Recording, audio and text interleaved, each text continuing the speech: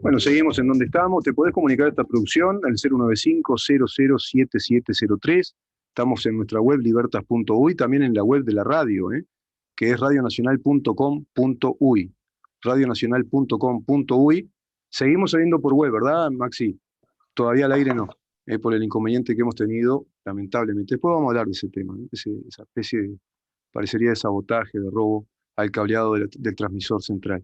Está con nosotros el doctor Rubén Flores Dapkevicius. Yo les decía a ustedes, antes de saludarlo, doctor, que es el único programa que tiene la fortuna de contar con, bueno, una personalidad de la ciencia jurídica, como es su caso, que nos permite adentrarnos en lo estrictamente técnico, pero en un lenguaje para todos, para doña María, don José, para que entendamos cómo tenemos que defender la institucionalidad uruguaya y especialmente cuando estamos analizando la LUC en relación al Estado de Derecho, la Ley de Urgente Consideración. Pero hoy habíamos convenido con usted de analizar un tema que es también muy sensible para los uruguayos, que es la posibilidad, cierta o no, de que el PIT-CNT tenga personería jurídica, una organización de 400.000 afiliados o más, quizá muy importante en el país, que no vamos a dar su historia, ya todos la conocemos, es interesante, pero en su momento lo haremos. Bienvenido, Rubén. ¿Cómo está? Muchas gracias, Rubén, tocayo. Un gusto estar nuevamente en el programa, como siempre. Mi saludo especial para usted, para los operadores que hacen posible nuestra presencia y un fuerte abrazo para nuestra querida audiencia. Que nos está siguiendo un montón, doctor Sabia, incluso desde Buenos Aires. Yo saludo a Arlet Corvo, que me llama seguido, está en Buenos Aires. Después está el señor Callafa, Rosario Umpierres, también desde Buenos Aires. Mucha gente, y desde el interior también, ¿no? Gente que nos escucha en Artigas y gente, por supuesto, acá en Montevideo. Los Rubén Paz, Rubén Sosa, recuerdo, Rubén Darío. Se ve que los Rubén andamos bastante bien, doctor. Sí, de la tribu de Rubén. De la Vamos tribu, arriba. exactamente, de la tribu de Rubén, de las 12 tribus de tribus de israelitas. Israel, de las 12 tribus que parece que solo 12 conocen, no sé qué pasó con las otras 10, ¿no? Me quedé con lo de las 10 y 12 porque hay 10 tribus que están en un misterio.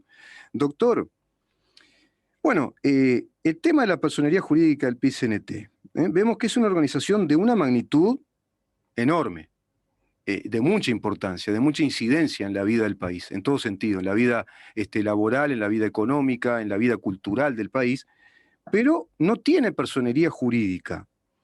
¿Es correcto que eso pase? ¿Qué establece el artículo 57, por ejemplo, de la Constitución sobre la personería jurídica de los sindicatos? El otro día hablábamos sobre el artículo 57 y lo voy a leer brevemente. La ley promoverá, decíamos que era una norma programática, es un programa. Exacto. La ley promoverá la organización de sindicatos gremiales acordándoles franquicias. Esto es más que nada desde el punto de vista, por ejemplo, impuestos. Sí. Y dictando normas para reconocerles la personería jurídica. Dictando normas para reconocerle la personería jurídica. Parecería que la Constitución establece un programa en ese sentido y dice dictando normas para reconocerles personería jurídica. Por tal motivo es un programa establecido hacia el legislador, que el legislador debería cumplir o debe cumplir, en virtud de que es muy claro, dictando normas para reconocerles personería jurídica. Doctor, en ese punto, ¿es técnicamente lo que llamamos, es preceptiva y la norma obligaría al legislador a hacerlo? Yo creo que la norma establece un programa, ¿sí? Es decir, es programática. Pero evidentemente las normas programáticas, en muchas oportunidades, en la gran mayoría de ellas, establecen la necesidad de la reglamentación por parte del legislador. Claro. Es decir, el legislador debe cumplir dictando las normas correspondientes para cumplir ese programa. Claro. A tal punto que ya hace tiempo se discute y se establece la responsabilidad por esa omisión del legislador. La responsabilidad del Estado si no se dictan normas al respecto. Por tanto, sí, venga. Sí, Rubén, lo escucho. Y en ese caso, justamente, de la omisión del legislador, ¿y qué consecuencias trae esa omisión, por ejemplo? Yo le iba a preguntar eso, pero el legislador por años omitieron, entonces, llevar adelante esa legislación que la Constitución de algún modo ordena desarrollar. Es un tema, respecto a este tema han acontecido no solamente respecto a los sindicatos, sino que las normas legislativas deben contener un consenso importante en tanto los legisladores representan más directamente al pueblo porque existe una representación proporcional, por lo menos en sentido más importante. Claro. Por tanto, se debe llegar a acuerdos. En ese sentido, no ha habido un acuerdo todavía respecto al dictado de estas normas, ¿no es cierto? Claro, claro. Hecho que debería acontecer con respecto a esta norma u otras. Exacto, exacto. O sea que depende de la voluntad de acuerdo dentro del Poder Legislativo, obedeciendo lo estrictamente representativo de nuestra democracia, digamos así, ¿no? Exacto. En cuanto a eso, ¿hoy hay alguna novedad política, por ejemplo? ¿Hay algún proyecto legal formalmente planteado en el seno del Parlamento uruguayo que plantee la necesidad de reglamentar la personería jurídica del PIT-CNT? Bueno, existe el proyecto de presupuesto, presentado por los diputados de Cabildo Abierto, y existe un proyecto presentado en senadores, que refieren estrictamente en forma relativamente similar, es decir, a la reglamentación del tema que concedería personería jurídica a PIT-CNT. O sea que entonces de la bancada de Cabildo Abierto hay presentado un proyecto, tanto en senadores como en diputados. Yo sí. Recuerdo también que había hace tiempo atrás, yo creo que tengo media memoria de elefante, no toda, tengo un amigo que tiene más memoria de elefante.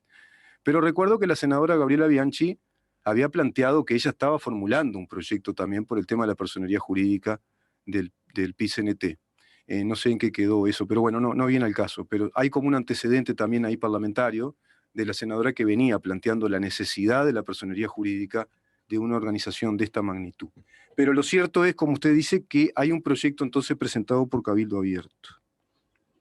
Sí, es muy claro, es muy preciso y de una brevedad estoica. ¿Ah, sí? Sí, es muy breve, pero es contundente. ¿Y cuáles serían esos cambios significativos? Lo importante aquí es que el proyecto comienza, como todo proyecto de ley, especialmente de Cabildo Abierto, comienza con una exposición de motivos. Bien. Los legisladores siempre exponen los motivos por los cuales presentan el proyecto. En ese sentido, mencionan claramente el acuerdo de la OIT, ¿sí? Sí. El convenio de la OIT 87, que hace referencia a este tema, y que no trae normas específicas sobre la personería jurídica, etc. Ahí está. Por ese motivo, en la exposición de motivos, se entiende que debe seguirse los procedimientos comunes que siguen las personas jurídicas a los efectos de establecer su personería jurídica, las asociaciones civiles. El proyecto, claro, las asociaciones civiles. El proyecto en ese sentido además es muy claro, comienza evidentemente mencionando el artículo 57 de la Constitución de la República, que usted hacía referencia, y da participación directa al Ministerio de Trabajo. Es decir, que los trámites para desarrollar, para legalizar esa personería jurídica son muy parecidos a los trámites que realizaría una asociación civil sin fines de lucro. Si bien que exige, por ejemplo, que establezca a sus integrantes, las funciones que van a cumplir, la obligatoriedad de llevar adelante actas de actuación, libros de actas que den memoria de lo actuado, incluso también con los dineros que recibe esa organización. Pero todo eso se tramita, por ejemplo, en el Ministerio de Educación y Cultura, y no es una aprobación automática, sino que el ministro tiene que revisar y ver si es viable darle personería jurídica a esa asociación civil o sociedad civil sin fines de lucro. En este caso, ¿sería algo similar? En este caso lo que sucede es que, si le parece bien, vamos a analizar punto por punto y siguiendo el orden. Bien, bien. Rubén, Me parece bien. seguimos el orden del proyecto, bien. Porque ese tema precisamente viene al final. Bien. Viene al final después del desarrollo específico en las áreas correspondientes. Y este proyecto dice que los trabajadores y los empleadores,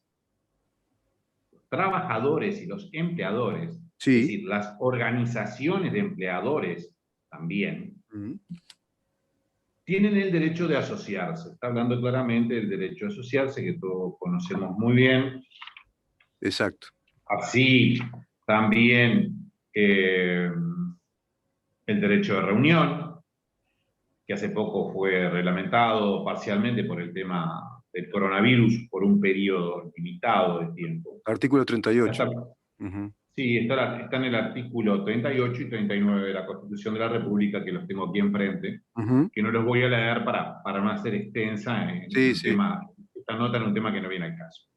Pero evidentemente reconoce el derecho, dice, bueno, en virtud del derecho de reunión y de asociación, tanto los empleadores como los trabajadores tienen el derecho de asociarse y de constituir organizaciones al respecto.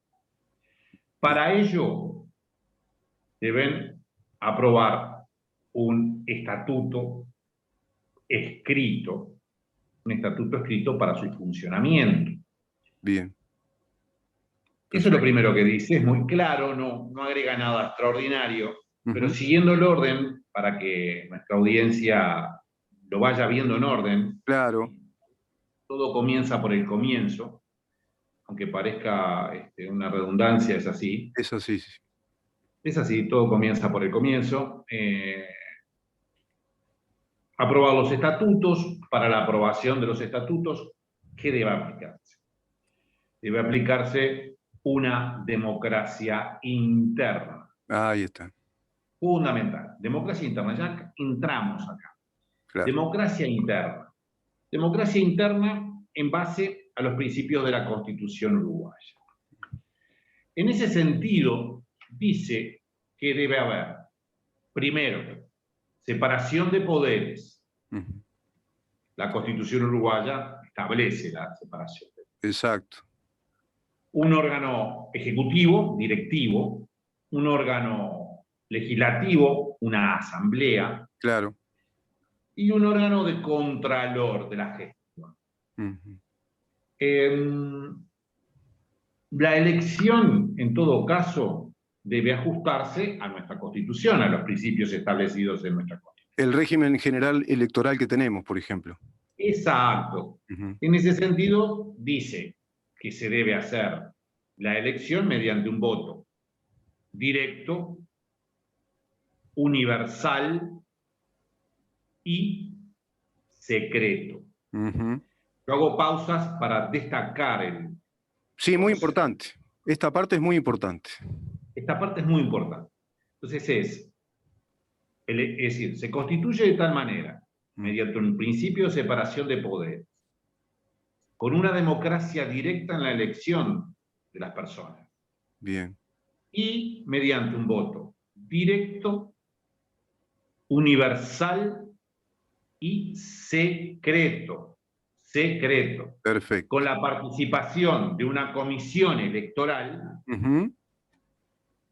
y la colaboración preceptiva, obligatoria. Exacto. Y la colaboración obligatoria del Ministerio de Trabajo. Bien. Además, este estatuto debe establecer una renovación de las autoridades en un tiempo determinado, mediante precisamente las elecciones libres.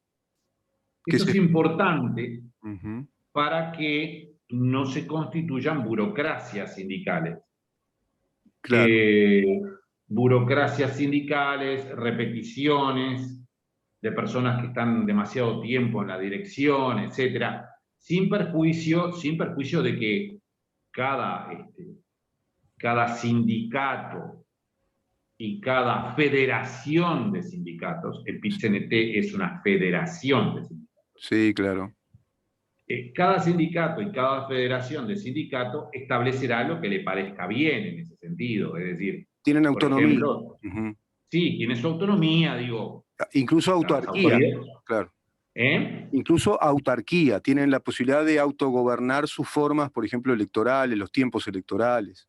Claro, claro. Tiene que ser periódica la elección, la renovación debe ser periódica, pero la ley no dice nada, no da más elementos, no prohíbe la reelección, para ser claro, por ejemplo, ahí está. Le iba a preguntar. Bien grueso, bien claro. Estábamos hablando de una burocracia sindical o de la renovación de los dirigentes.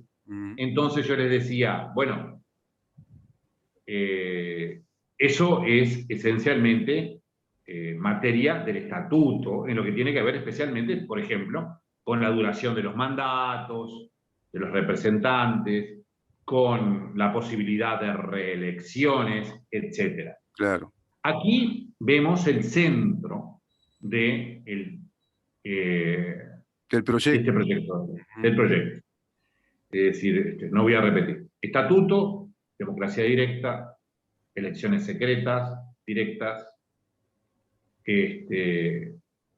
separación de poderes, etc. Exacto. Que es lo medular, doctor, y es lo que importa, como bien lo explicó, lo que importa entender que contiene este proyecto como medular, como sustancial. Yo hago esta reflexión final, si le parece, y es lo que este proyecto plantea, según lo que usted nos explica, es replicar el modelo republicano electoral que tenemos los uruguayos, como por ejemplo para las elecciones de autoridades nacionales, para las elecciones de autoridades departamentales, y cualquier otro tipo de organización que también requiere este tipo de normas estatutarias, por ejemplo los clubes de fútbol, de básquetbol, instituciones que también tienen un régimen electoral cada 2 años, cada 3, cada 4, lo que autodetermine esa sociedad civil, digamos. ¿Es correcto eso? Así tal cual. Así tal cual. Es eso. Y además el legislador, en ese sentido, solamente da algunos elementos que los estatuye como obligatorios, principio de separación de poderes, renovación de autoridades, voto secreto, ahí es directo, ahí es directo, ahí es directo, voto secreto.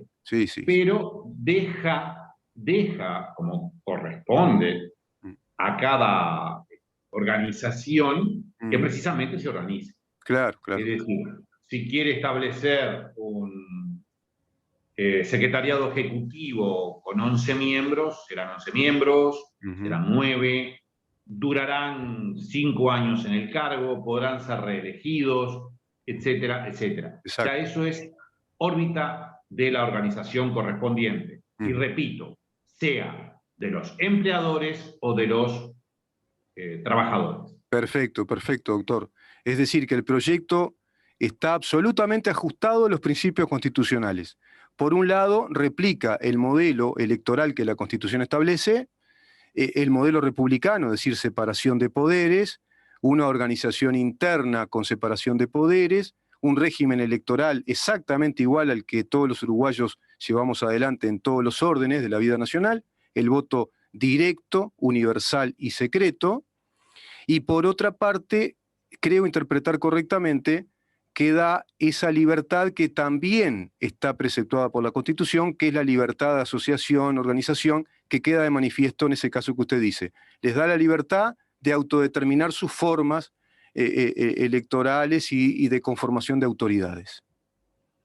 Así tal cual. Uh-huh.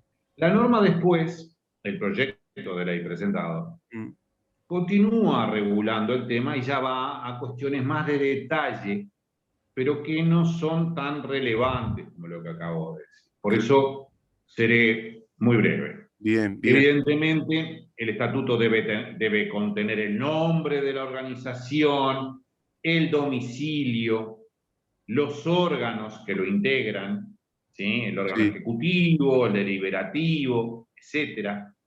Cuándo se celebran las asambleas ordinarias, cómo se celebran las asambleas extraordinarias y la regla de funcionamiento de cada órgano.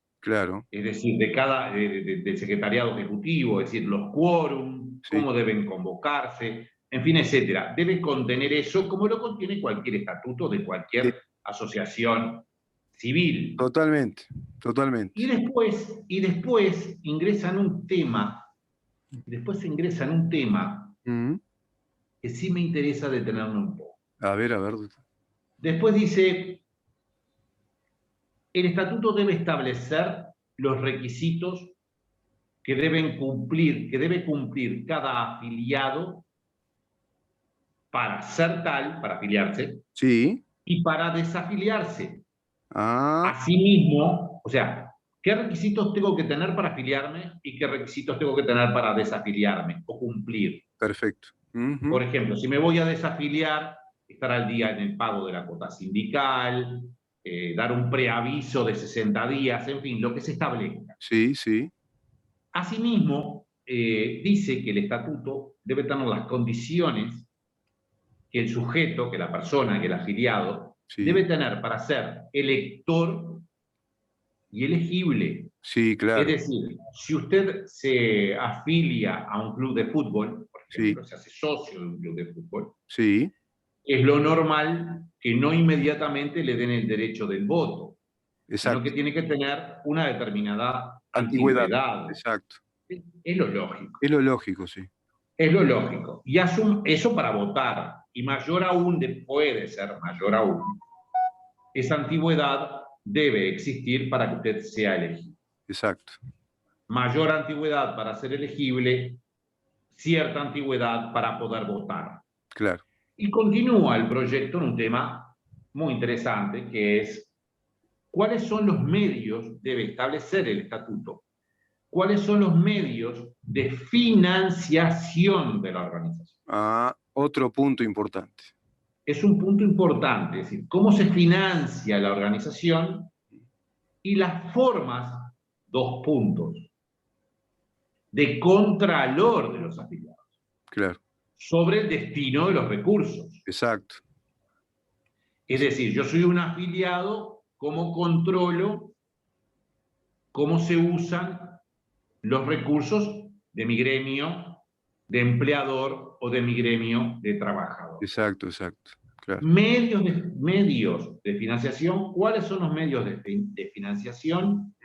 ¿Cómo se usan y cuál es el control que tienen los afiliados? Por último, también debe tener el estatuto las normas que regulen la forma de modificación del estatuto. Es un hecho típico y que no amerita ningún tipo de comentario. No, claro, es la previsibilidad razonable de toda ley. La posibilidad de cambio, de transformación de estatutos, también le está dando libertad organizativa. Perfectamente. Perfecto. A continuación de eso, cuando decidimos organizarnos, esto sucede en todos los ámbitos de la vida.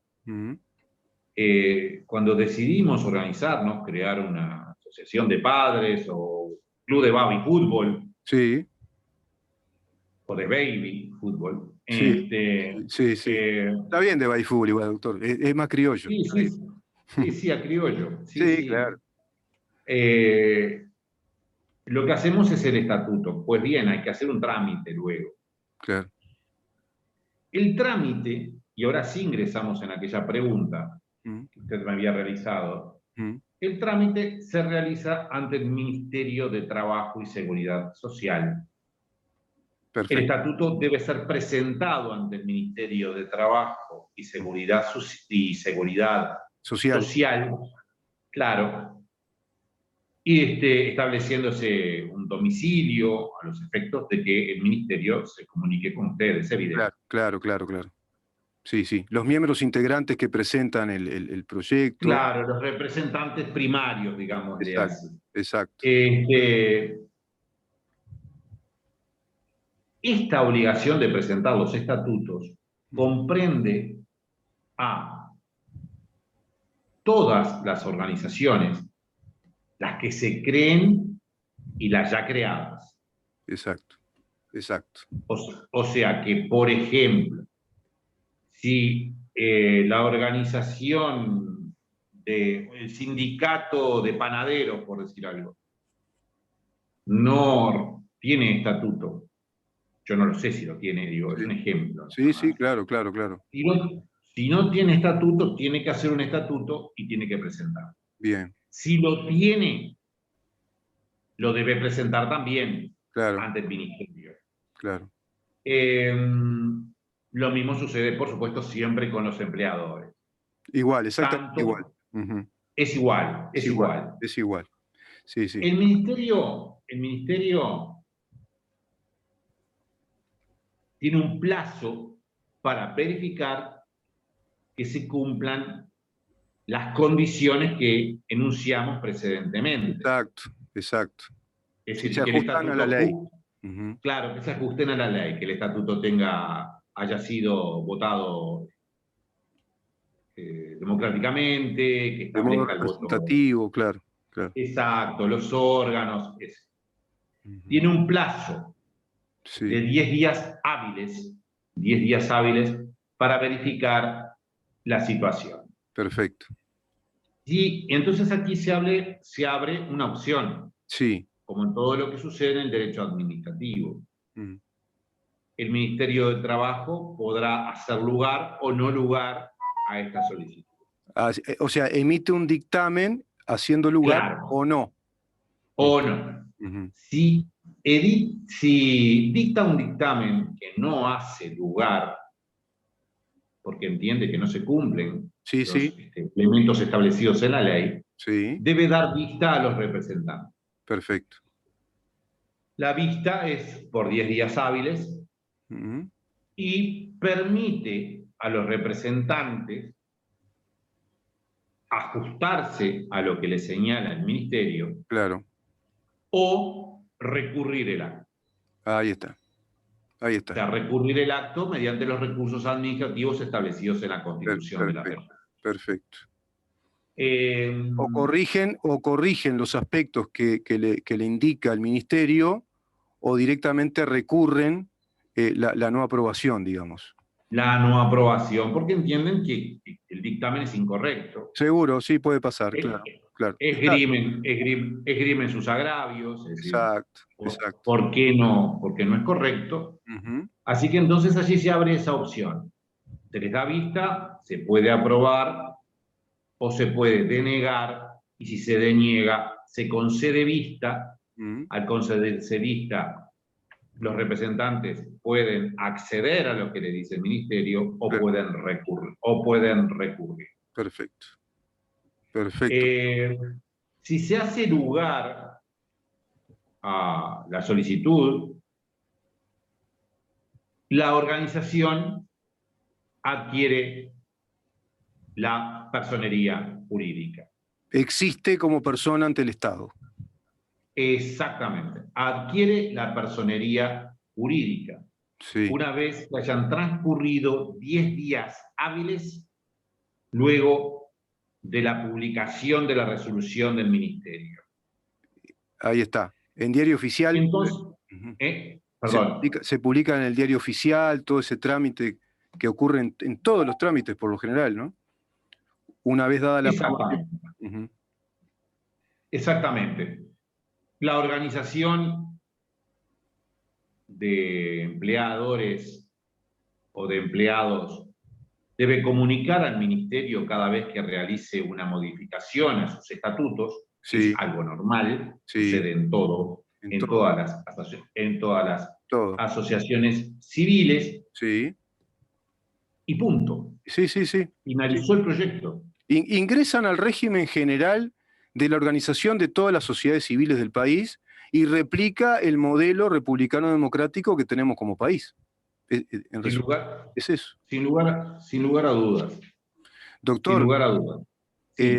Muy claro quedó todo. Muy clara para mí la exposición. Me parece que es sumamente importante que la población esto lo escuche, lo entienda. Tenemos la fortuna de que esto replica en redes. Queda esto subido a nuestro Facebook, que es en donde estamos. Queda esta misma columna subida a la web de la radio, que repito es radionacional.com.uy. Queda también subida esta nota a la web de nuestra organización, que es www.libertas.uy. Y también, si quieren verlo a través del canal YouTube que el propio doctor Rubén Flores Dapkevicius tiene, también lo pueden hacer.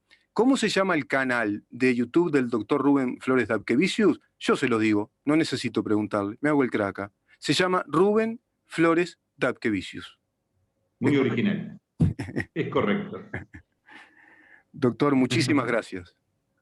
No, gracias a ustedes. Es importante que reflexionemos sobre este tema, que sepamos que existe y que se adecua a lo que establece la Constitución de la República y que establece en definitiva una democracia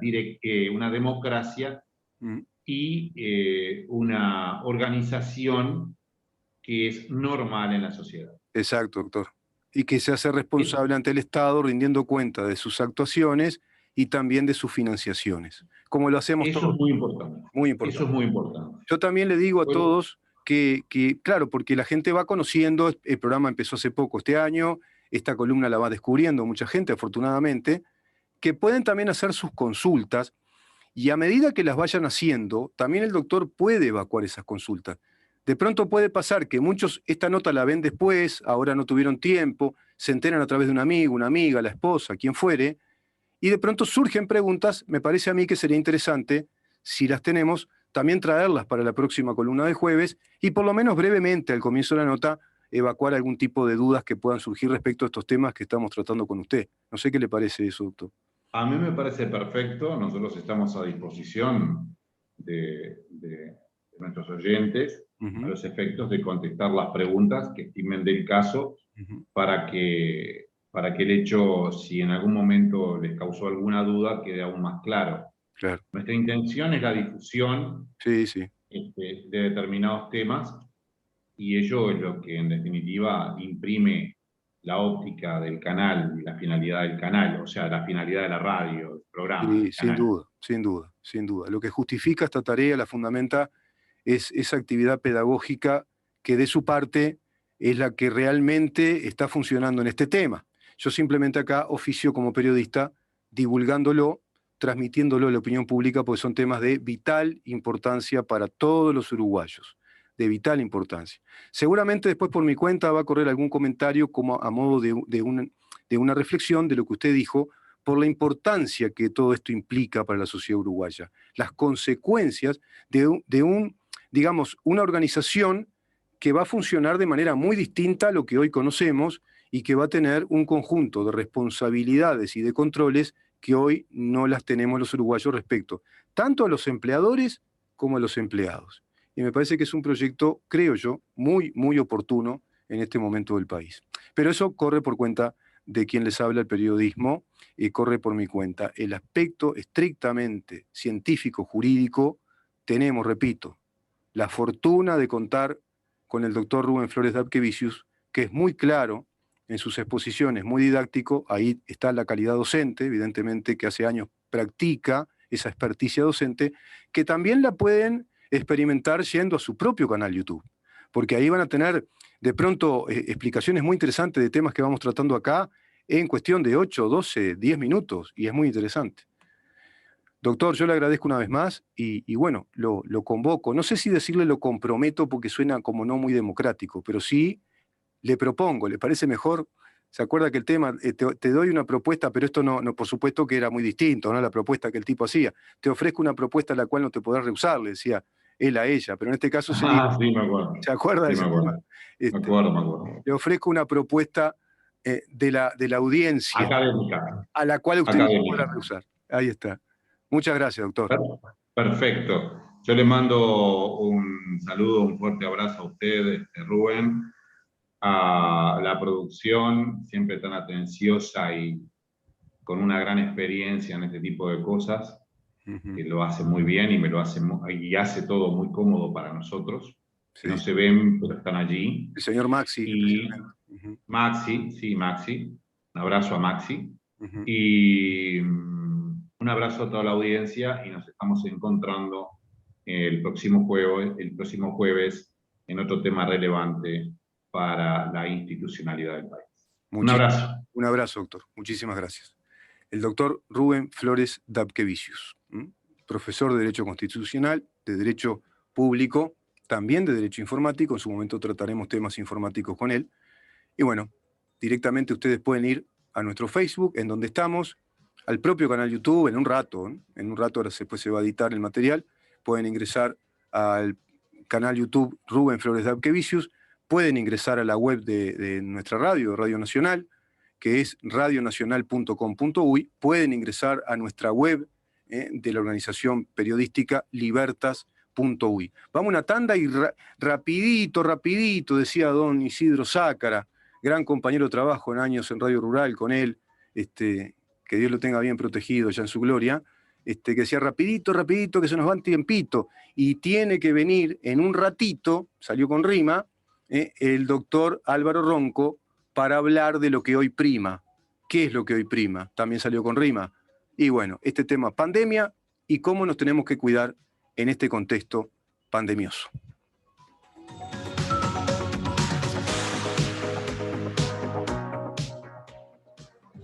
Libertas, una organización por la libertad, la república y la democracia, por una formación de ciudadanía en democracia. www.libertas.uy